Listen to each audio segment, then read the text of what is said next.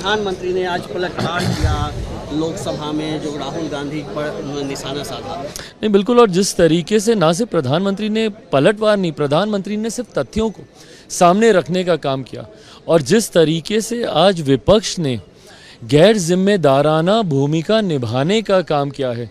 जब आपके पास तथ्य और तर्क समाप्त हो जाते हैं, तब आप इस तरीके की घटना को आप अंजाम देते हैं, तब इस तरीके से आप चीज़ों को सुनने की बजाय हंगामा करने का आप काम करते हैं। बहरहाल, जिस तरीके से विपक्ष ने आज मणिपुर को लेकर लगातार, जब तक प्रधानमंत्री बोल रहे थे, सिर्फ हंगामा करते रहे। अगर मणिपुर आपकी इतनी ही बड़ी प्राथमिकता होता तो सबसे पहले राहुल जी के बोलने के बाद आप मणिपुर के सांसदों को बुलवाने का काम करते।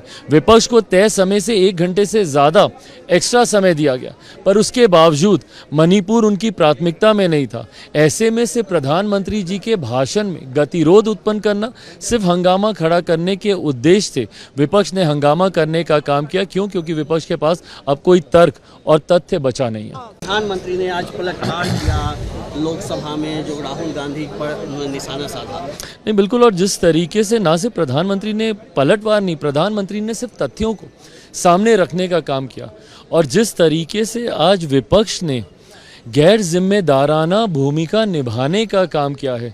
जब आपके पास तथ्य और तर्क समाप्त हो जाते हैं, तब आप इस तरीके की घटना को आप अंजाम देते हैं, तब इस तरीके से आप चीज़ों को सुनने की बजाय हंगामा करने का आप काम करते हैं। बहरहाल, जिस तरीके से विपक्ष ने आज मणिपुर को लेकर लगातार, जब तक प्रधानमंत्री बोल रहे थे, सिर्फ हंगामा करते रहे। अगर मणिपुर आपकी इतनी ही बड़ी प्राथमिकता होता तो सबसे पहले राहुल जी के बोलने के बाद आप मणिपुर के सांसदों को बुलवाने का काम करते। विपक्ष को तय समय से 1 घंटे से ज़्यादा एक्स्ट्रा समय दिया गया, पर उसके बावजूद मणिपुर उनकी प्राथमिकता में नहीं था। ऐसे में से प्रधानमंत्री जी के भाषण में गतिरोध उत्पन्न करना, सिर्फ हंगामा खड़ा करने के उद्देश्य से विपक्ष ने हंगामा करने का काम किया। क्यों? क्योंकि विपक्ष के पास अब कोई तर्क और तथ्य बचा नहीं है। प्रधानमंत्री ने आज पलटवार किया लोकसभा में, जो राहुल गांधी पर निशाना साधा। नहीं, बिल्कुल। और जिस तरीके से ना सिर्फ प्रधानमंत्री ने पलटवार नहीं, प्रधानमंत्री ने सिर्फ तथ्यों को सामने रखने का काम किया, और जिस तरीके से आज विपक्ष ने गैर जिम्मेदाराना भूमिका निभाने का काम किया है।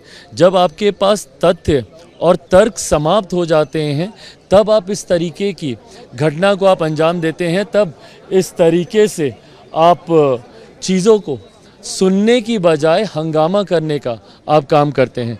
बहरहाल, जिस तरीके से विपक्ष ने आज मणिपुर को लेकर लगातार, जब तक प्रधानमंत्री बोल रहे थे, सिर्फ हंगामा करते रहे। अगर मणिपुर आपकी इतनी ही बड़ी प्राथमिकता होता तो सबसे पहले राहुल जी के बोलने के बाद आप मणिपुर के सांसदों को बुलवाने का काम करते।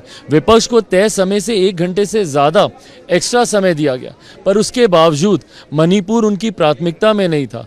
ऐसे में से प्रधानमंत्री जी के भाषण में गतिरोध उत्पन्न करना, सिर्फ हंगामा खड़ा करने के उद्देश्य से विपक्ष ने हंगामा करने का काम किया। क्यों? क्योंकि विपक्ष के पास अब कोई तर्क और तथ्य बचा नहीं है।